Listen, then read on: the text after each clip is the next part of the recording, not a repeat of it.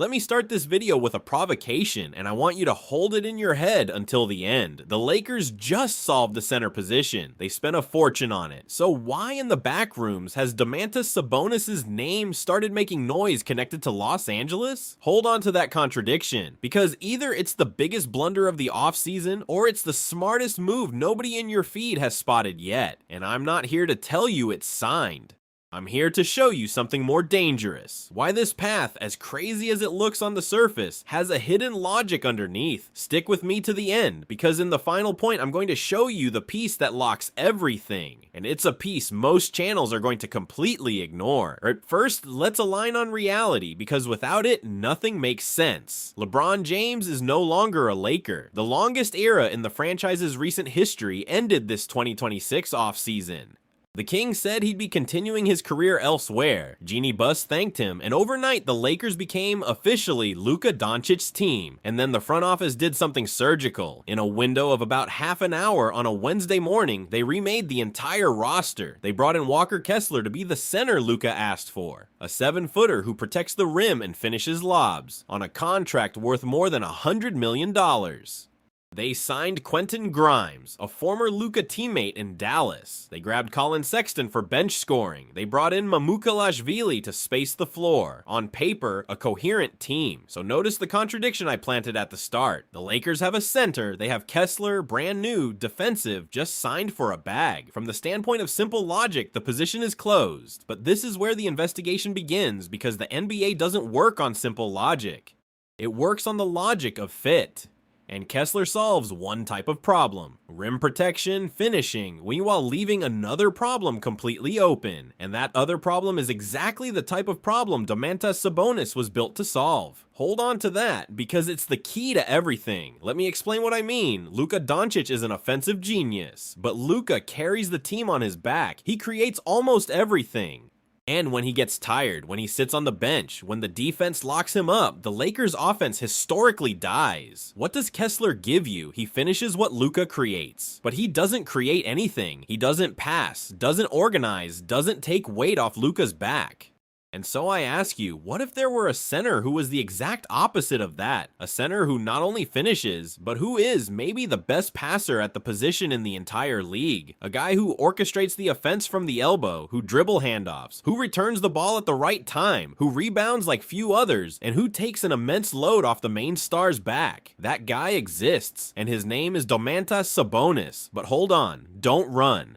Before I build the fit, you need to know who Sabonis is today, because there's a detail here that changes the whole conversation. Domantas has been on the Sacramento Kings since early 2022, when he was traded from the Indiana Pacers in that historic deal involving Tyrese Halliburton. And in his Sacramento years, he was a double-double monster. He put up around 19 points, 13 rebounds, and 7 assists per game on average during his run with the franchise. 3-time All-Star. 2-time All-NBA third team, NBA rebounding leader, one of the most underrated playmakers in the sport, playing center. That's the resume. Except, and here comes the but that changes everything, his last season was a nightmare. Sabonis suffered a torn meniscus in his left knee, needed surgery back in February, and the season ended right there. He played just 19 games the whole year. And when he played, his averages dropped to their lowest level since his rookie days. 15 points and 11 rebounds. And on the other side, the Kings collapsed. They finished 22 wins and 60 losses, the second worst record in the entire West. The franchise went into full rebuild mode. They drafted rookie guard Darius Acuff Jr. with the 7th pick to be the future. And the young bigs Maxime Reynaud and Dylan Cardwell basically took Sabonis' spot in the rotation. Translation, Sacramento started turning the page, and when a rebuilding team has a super expensive veteran coming off injury who's no longer the center of the project, that veteran inevitably becomes trade currency. And this is where it gets delicious to investigate, because Sabonis was made available on the market. That's not my speculation, and the whole league knows Sacramento listened to offers. Hornets, Raptors, Wizards, a bunch of teams showed up linked to him, but no deal closed. And why? For 3 reasons, and you need to understand all 3 because they're exactly what opens the door for the Lakers. First, the contract. Sabonis is owed more than $45 million next season and nearly $49 million the year after. That's not a one-year rental, it's a heavy long-term financial commitment. Second, the injury. Teams get nervous about betting big on a 30-year-old center coming off knee surgery. And third, the most interesting of all, his playing style. Sabonis isn't the plug-and-play defensive center everybody wants today. He's an offensive, playmaking center of a unique style, hard to fit into any scheme, and it's precisely that unique style that tanked his market. See what happens? All the reasons that push other teams away are exactly the reasons his market collapses, which means whoever takes the bet could land a 3-time All-Star for a price much lower than he'd be worth under normal conditions. In the NBA, that's how you get talent on sale. You buy the guy at the worst moment of his value. And the Lakers, a team that desperately needs playmaking beyond Luka, are exactly the kind of buyer that would see value where others only see risk. Now let me build the real fit and pay attention, because this is where the magic appears. Imagine Luka Doncic and Domantas Sabonis in the same offense. The two-man game between them would be from another planet. Handoff, give and go, pick and roll, elbow pass. Both are genius floor readers. When the defense sticks to Luka, he kicks it to Sabonis at the elbow, and Sabonis becomes a second creator, finding the cutter, finding the open shooter, or finishing himself. For the first time in his career, Luka would have a big man partner who thinks the game with him and doesn't just wait for the ball. And the rebounds? Sabonis is one of the biggest rebounding machines in the league. The Lakers would win possessions, win second chances, win control of the paint in a way they don't have today. On the offensive page, that's terrifying. But I promise to show you the piece that locks everything, and the time has come. Pay very close attention for the next few seconds. The piece is defense and spacing. Think with me with brutal honesty. Luka Doncic is not known for being an elite defender, neither is Sabonis. If you put the two in the same front court, you create a devastating offense, and potentially a defensive nightmare. Fast teams with mobile bigs could exploit that, and there's the Kessler question. If the Lakers already spent a fortune on Kessler to protect the rim, how does Sabonis fit? Either Sabonis plays power forward next to Kessler in a two-big scheme that dominates the boards but raises serious questions about spacing and speed, or the Lakers would be, in practice, admitting the Kessler plan wasn't enough. Neither option is simple, and it's exactly that complexity, that puzzle of how to make Luka, Sabonis, and Kessler coexist, that separates fantasy from reality. A serious front office doesn't make this trade without an answer to that question, and the team that finds the right answer could unlock one of the most powerful offenses in the league. So let me be fair and give you both sides, because real investigation doesn't just sell the dream. On the good side, the Lakers get an elite second creator, a rebounding machine, and take an immense load off Luka's back, all of it potentially at a market price depressed by the injury and the contract. On the bad side, you're betting $45 million a year, plus $49 the year after, on a 30-year-old center coming off knee surgery whose playing style raises defensive questions next to a Luka who also doesn't defend, and who might overlap with the investment you just made in Kessler. It's a high-risk, high-reward bet. It's not an obvious decision, it's a decision of courage, and that's why this conversation, when it happens behind closed doors. It's not a ready-made headline, it's a front office in a closed room with the salary sheet open, drawing up scenarios. What if we play Sabonis at the 4? What if Kessler becomes a trade piece later? Does the knee hold up? Is it worth the risk to give Luka the partner he never had? These questions echo through the halls of ambitious franchises precisely because Sabonis' talent is too real to ignore, even with all the caveats.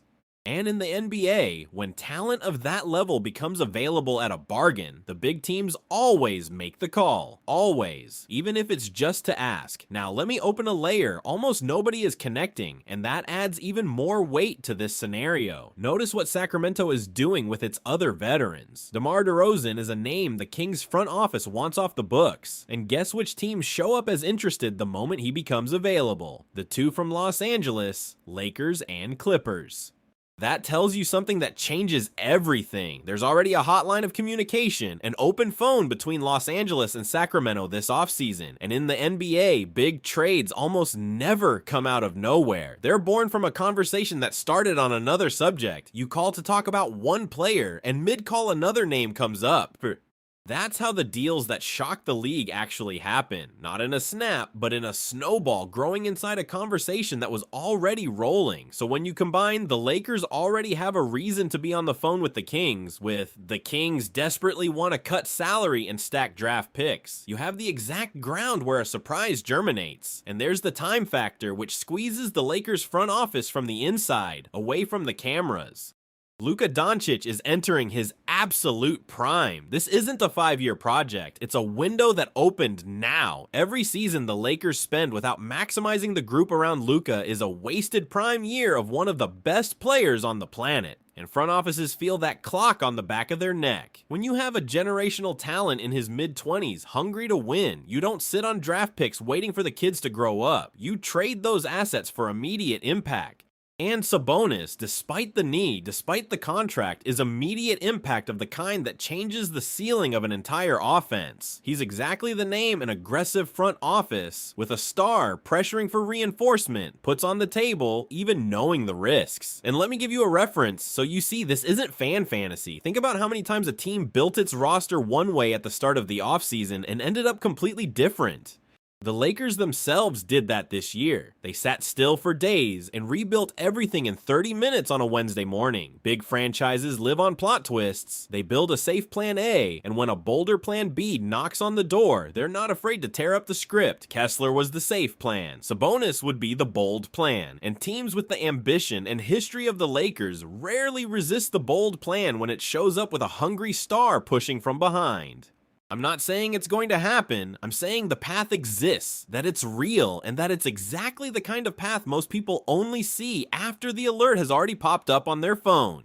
Now let me hand you back the question, Lakers fan. Now that you have all the pieces in hand, would you do it? Would you send assets and take on that big contract to put one of the best playmaking centers in the league next to Luka, knowing about the knee, knowing about the defense, knowing about the overlap with Kessler? Or would you hold the current plan, bet that Kessler and Luka are enough, and use your assets to hunt a defensive wing instead of an offensive center? There's no easy answer.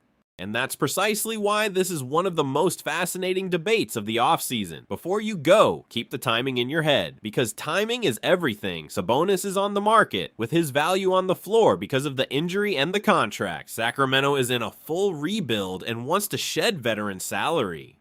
The Lakers have a Luka hungry to compete now, who never had a big man partner who created offense, and a front office that already showed this offseason that it moves fast and fearlessly. The ingredients of a crazy scenario are on the table. Unlikely? Yes. Complicated? Very. But on the table. And in the NBA, the deals that shock the most are precisely the ones nobody thought would make sense. Until they did. So that's what I wanted you to take away. Not a fake headline.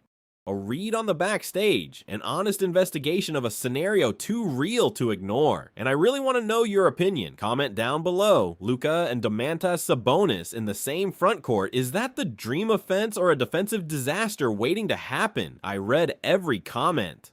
If you made it this far, drop the like, subscribe, because when a bomb like this hovers over the offseason, and Sabonis' name is going to keep circulating until he finds a new home, you'll want to be here so we can react together, live firsthand. See you in the next one. I'm out.